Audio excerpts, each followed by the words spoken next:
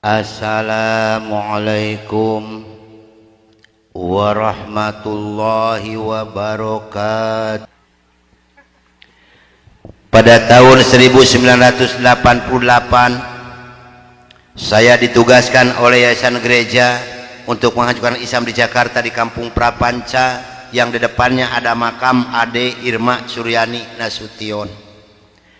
Dulu yang mengambil gelar doktor teologi yang diwisuda di Boston Amerika ini dari Indonesia ini hanya 3 orang. Yang pertama adalah saya, yang kedua Dr. Cornelis yang menembak kaki dan dada saya, yang ketiga Dr. Johan yang memukuli saya pakai besi panas dan kursi rotan sehingga tulang punggung saya 13 yang patah untuk mengenal Islam. Kebetulan di Indonesia ini saya ditunjuk sebagai ketua misionaris internasional dalam dan luar negeri. Saya memegang wilayah Jawa Barat. Yang pertama di Sukabumi di Cikembar di belakang 310. Yang kedua di Majalengka di Pasir Malati. Dulu waktu bupatinya si Jaelani. Dulu saya membuat sekolah Alkitab yang terbesar itu di Talaga, tapi ditolak ke masyarakat. Di palingan besi-besina, sehingga si Jaelani ini bupati ini dipanggil oleh besan saya si Murdani. Saya harus memberikan uang 115 juta. Diberikanlah oleh saya ke Jaelani, maka diberikan izin yaitu di Pasir Malati. Uninga Bapak Pasir Malati Nukahanap. Nah itu rumah sakit laras Pak. Yang ke bawah itu kebanyakan datangnya dari NTT. Si Apin, betul Pak, betul si Apin datangnya kebanyakan, dan itu sayalah Pak yang membuatnya.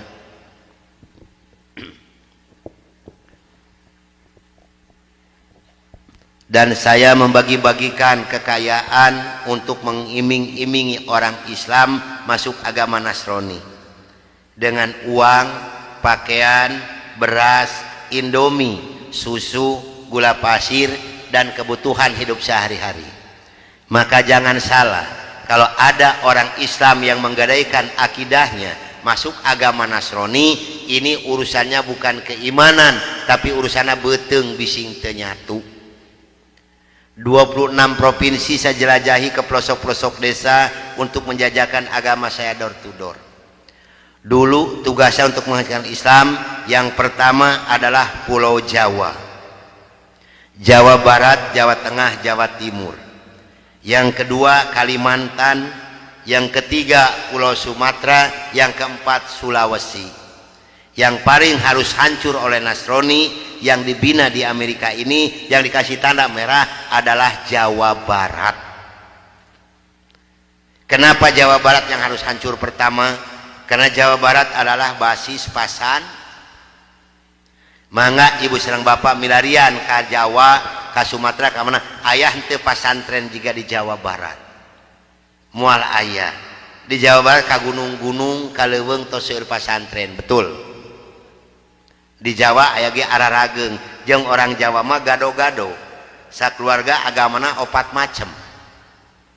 Karena orang Jawa mah tos ditipu kayak dengan Nasrani, diolo akidahna nyata ku kiju jeung roti.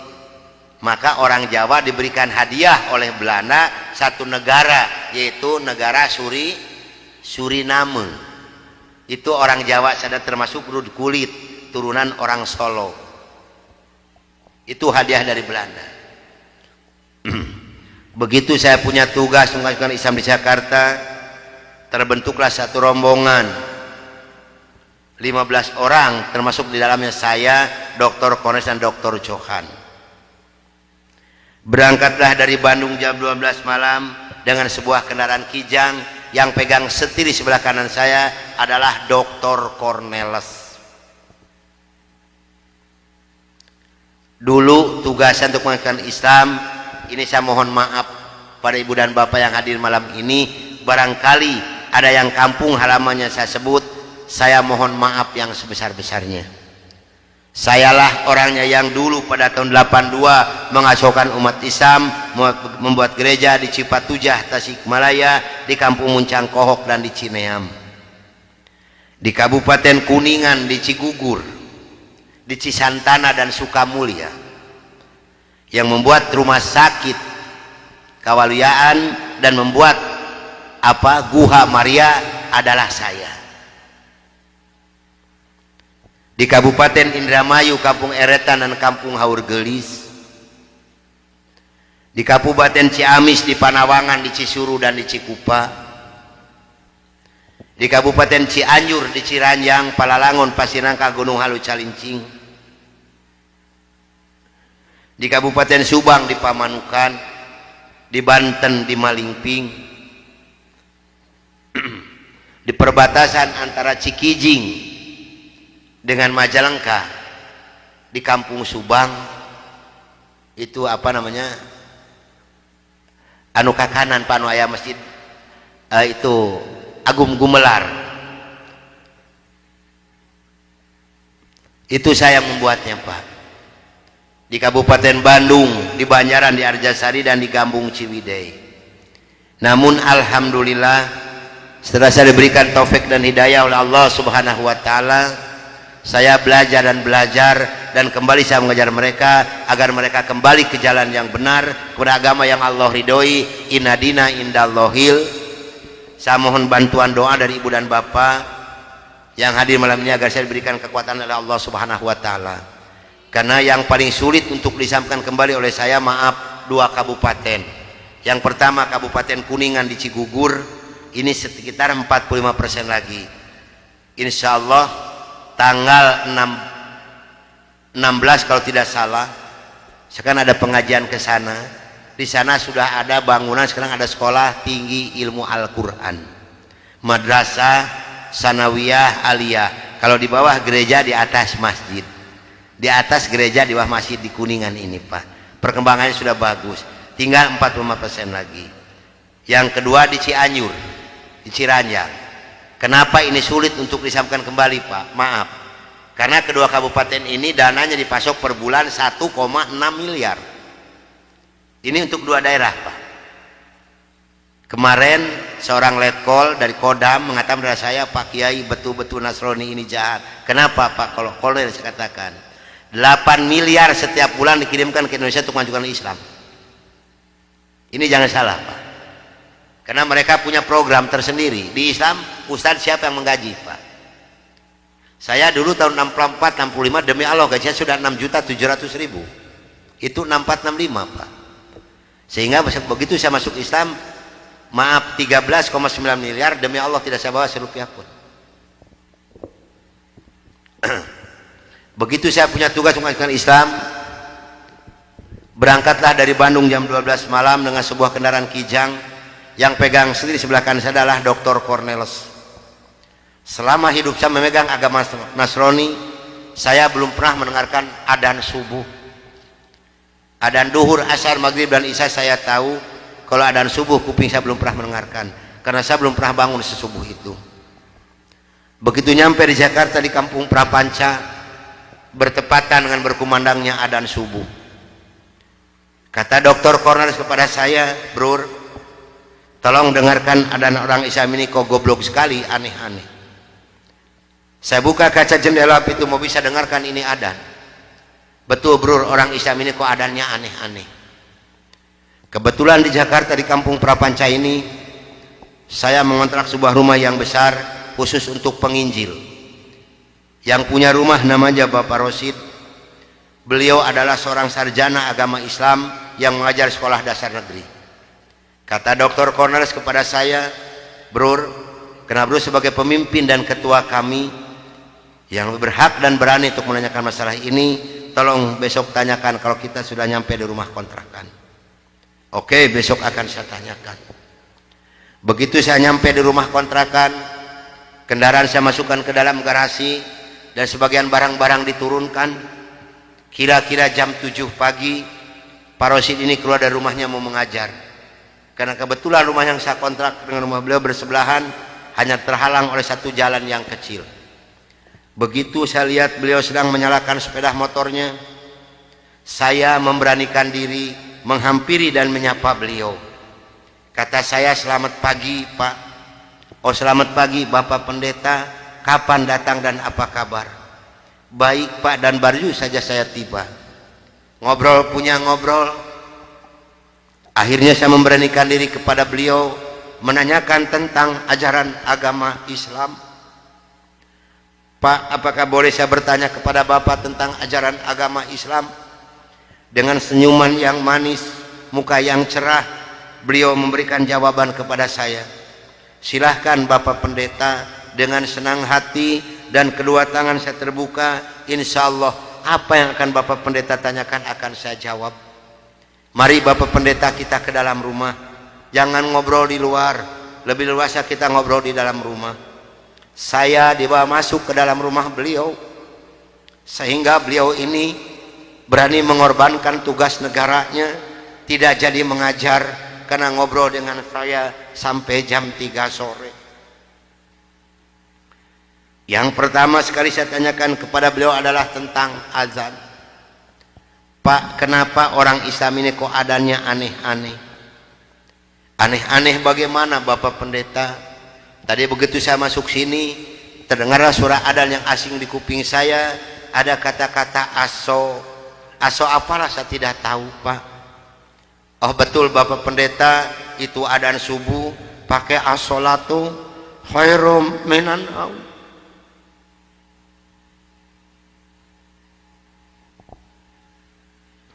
"Apa artinya Pak?" Beliau memberikan jawaban kepada saya, "Lebih baik sholat daripada..."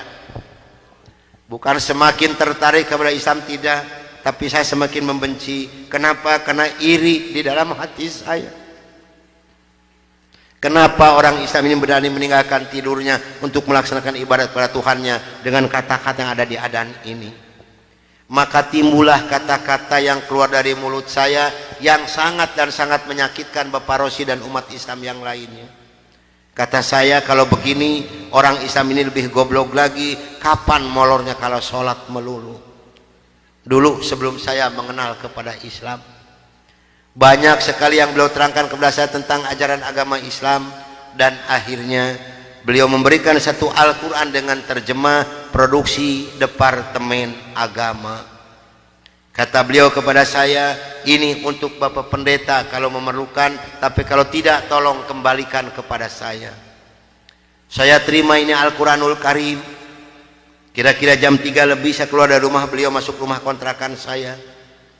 Begitu saya nyampe di rumah kontrakan, saya langsung ditegur oleh rekan-rekan saya, termasuk oleh Dr. Cornelis dan Dr. Johan. "Dari mana Brur, kok dari pagi sampai sore begini baru pulang? Sedangkan jam 4 sore ini Brur harus memimpin kami untuk membawa umat Islam yang ada di kampung Prapanca ini." Maka saya katakan kepada rekan saya bahwa saya sudah menanyakan tentang azan dan saya diberikan satu Al-Quran ini. Ini ditertawakan semua oleh rekan saya. Seharusnya sore itu saya memimpin penginjilan, entah kenapa saya ini malas sama sekali untuk melaksanakan tugas. Mungkin ini sudah jalan dari Allah Subhanahu wa Ta'ala. Maka saya punya tugas, saya serahkan kepada Dr. Cornelis dan Dr. Johan. "Brur, tolong pimpin misi kita ini, tolong pimpin penginjilan kita ini, bawa umat Islam sebanyak-banyak yang ada di kampung Prapanca ini, dan ini dananya 16 juta, tolong bagikan kepada mereka. Pakaian, beras, indomie, susu, gula pasir, dan kebutuhan hidup sehari-hari yang sudah tersedia di dalam kendaraan, silahkan Brur bagikan, harus tepat pada sasaran." Berangkatlah rekan saya 14 ini menjajakan agama door to door dengan bermodalkan uang 16 juta, pakaian dan kebutuhan hidup sehari-hari. Saya hanya di rumah sendiri sambil melihat-lihat luarnya Al-Quran, karena saya belum hafal huruf Arab, yang saya baca hanya terjemahnya saja. Begitu saya akan membuka Al-Quran, terlebih dahulu saya berdoa dulu pada Tuhan saya yang saya yakini dulu. "Bapa di dalam surga, dalam nama Tuhan Yesus Kristus, saya datang di bawah kaki-Mu Tuhan. Saya mohon petunjuk dan pertolongan daripada-Mu Tuhan. Tolong celikan mata hati saya dan bukakan mulut saya, Tolong celikan mata penglihatan saya dan bukakan alat pendengaran saya. Saya akan membaca kitabnya orang-orang kafir. Tapi semakin saya berdoa pada Tuhan saya,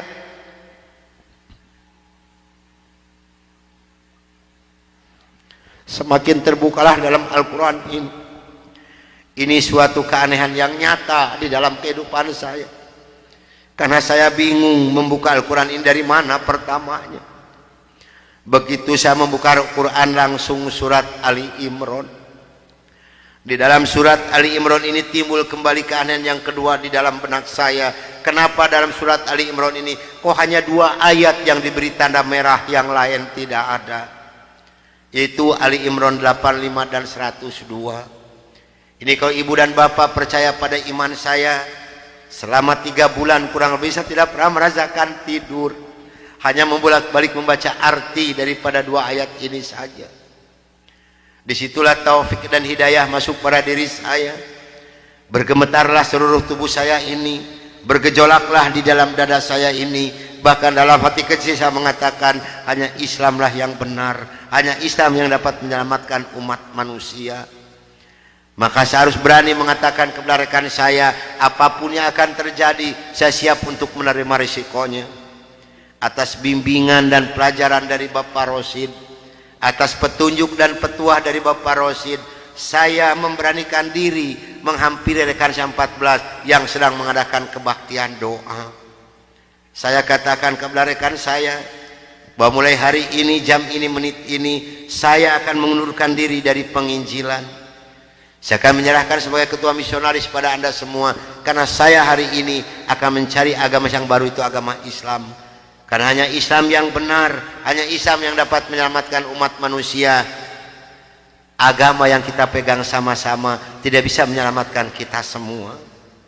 Namun apa daya yang saya terima dari mereka, maaf, saya bukan mau dikasihan oleh ibu dan bapak, tidak.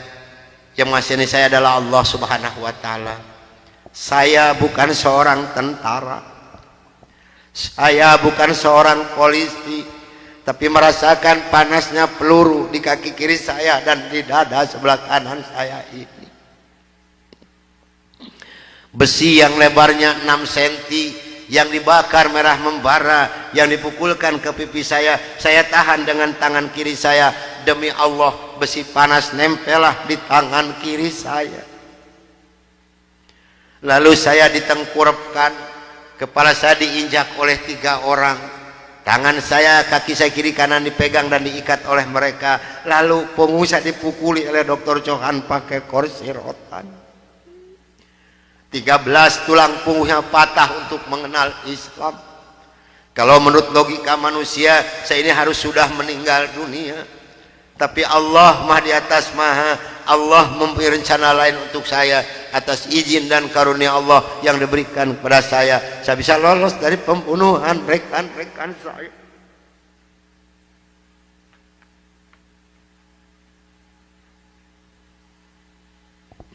Sambil merasakan panasnya di kaki kiri saya dan di dada sebelah kanan saya, pedihnya di tangan saya, ngilunya di punggung saya loncat keluar dari rumah sambil berteriak mengucapkan La ilaha illallah Muhammadur Rasulullah. Padahal ini asing di mulut saya. Belum pernah ada seorang pun yang mengajarkan kalimat thayyibah di dalam mulut saya ini. Belum pernah sekalipun saya belajar kalimat thayyibah di dalam mulut saya ini. Ini maunah yang pertama Allah berikan melalui mulut saya. Dan alhamdulillah, saya mendapatkan pertolongan dari seorang cim-cim yang beragama Buddha. Saya dibawa masuk ke dalam rumah beliau. Lalu baju saya digunting karena jadi satu dengan kulit.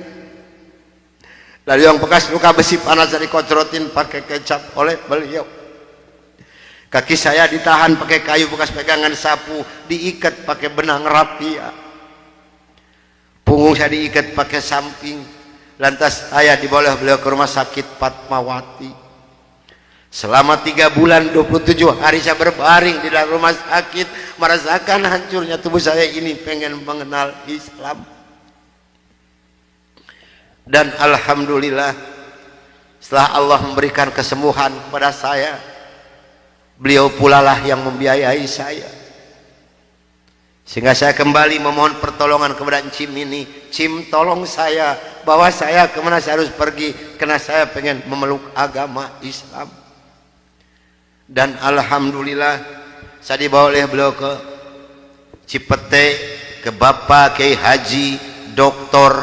Idam Khalid, saksi yang masih hidup, yang membina kesama. Yang pertama adalah Bapak Hamjahas. Maka kata beliau kepada saya, kalau Anda pengen masuk Islam yang kafah dan istiqomah, Anda jangan dulu mengenal Al-Quran, Anda jangan dulu mengenal sholat, tapi Anda harus dulu mengenal isi daripada dua kalimat syahadat yang barusan Anda ucapkan. Alhamdulillah selama 3 bulan kurang lebih saya dibina oleh beliau untuk mengartikan isi daripada dua kalimat syahadat. Barulah saya marifatullah. Disinilah nikmatnya iman dan nikmatnya ibadah yang saya rasakan sampai detik ini. Lalu saya suruh pulang dulu oleh beliau, karena saya masih mempunyai keluarga, itu anak dan istri. Ternyata keluarga saya telah mendapatkan laporan dari rekan 14 dan dari Dewan Gereja Indonesia bahwa saya telah murtad masuk agama Islam. Begitu saya nyampe di rumah saya lihat dengan mata kepala saya sendiri, pakaian saya, ijazah saya, semua dibakar oleh putri-putri saya dan istri saya di hadapan mata saya. Dan alhamdulillah saya diselamatkan dari maut yang kedua oleh Allah Subhanahu wa ta'ala. Begitu putri-putri saya menyiramkan minyak kelapa panas ke muka saya masih diselamatkan oleh Allah. Minyak kelapanya tumpah di punggung saya. Ini adalah darah daging saya sendiri yang menganiaya saya, bukan orang lain. Lalu kepala saya dilempar pakai cobek, dipukuli pakai setikasti, sampai saya diusir caci maki dengan kata-kata yang sangat keji yang keluar dari mulut darah daging saya sendiri. Nyah, engkau di hadapanku anjing, setan, babi, iblis, jangan menginjak rumah ini, haram rumah ini kau diinjak oleh setan dan iblis macam kau. Ini adalah darah daging saya sendiri, bukan orang lain. Dan alhamdulillah begitu saya meninggalkan rumah tangga saya, hanya pakai pakaian satu setel yang nempel di badan saya yang penuh dengan minyak kelapa panas. Harta kekayaan berlimpah luah, demi Allah tidak saya bawa serupiah pun, karena saya pengen masuk Islam yang kafah dan istiqomah. Saya harus samina wa atona. Jangankan harta kekayaan yang berlimpah luah, putri-putri saya pun yang 3 saya putuskan. Mulai detik ini Anda bukan darah daging saya bukan bapak Anda, dan Anda bukan putri-putri saya. Titik sampai di sini. Jangan ada lagi pertalian darah antara Anda dengan saya. Kenapa saya putuskan kepada putri-putri saya yang 3? Karena saya takut besok atau lusa saya meninggal dunia, bagaimana tanggung jawab saya di hadapan Allah Subhanahu wa ta'ala. Maka alhamdulillah sudah hampir 22 tahun lebih ini saya belum pernah dipertemukan dengan batang hidungnya. Namun alhamdulillah, biarpun putri-putri saya tidak yang ikut satupun, Allah telah memberikan kebahagiaan kepada saya pada saat sekarang ini. Kebahagiaan yang Allah berikan kepada saya tidak bisa ditukar dengan sesuatu apapun yang ada di dunia ini. Sekalipun emas berlian sebesar gunung tidak mungkin bisa menukarkan kebahagiaan yang Allah berikan kepada saya. Kenapa? Karena rekan saya yang 14 yang dulu menganiaya saya, yang dulu membunuh saya, alhamdulillah sekarang sudah masuk Islam semua. Sekarang sedang jihad fisabilillah, sedang membela agama Allah, yaitu syiar agama Islam di daerah-daerah Nasrani. Itu yang pertama di Papua Barat di Manokwari, yang kedua di NTT Kampung Kalabai Kabupaten Alor, yang ketiga di Kalimantan Tengah di Sampit. Saya mohon bantuan doa dari ibu dan bapak yang hadir malam ini, agar saya dengan rekan saya diberikan kekuatan oleh Allah Subhanahu wa ta'ala. Kalau ibu dan bapak pengen tahu dakwah Islam daerah Nasrani, demi Allah ini tantangannya adalah nyawa. Saya pun di Manokwari sedang menanak nasi, Pak Bu. Kalau Allah sudah mengizinkan saya harus meninggal, saya dipanah, ini kenal kemaluan saya. Allah belum menghendaki saya untuk meninggal, hanya 3 cm jaraknya ini panah.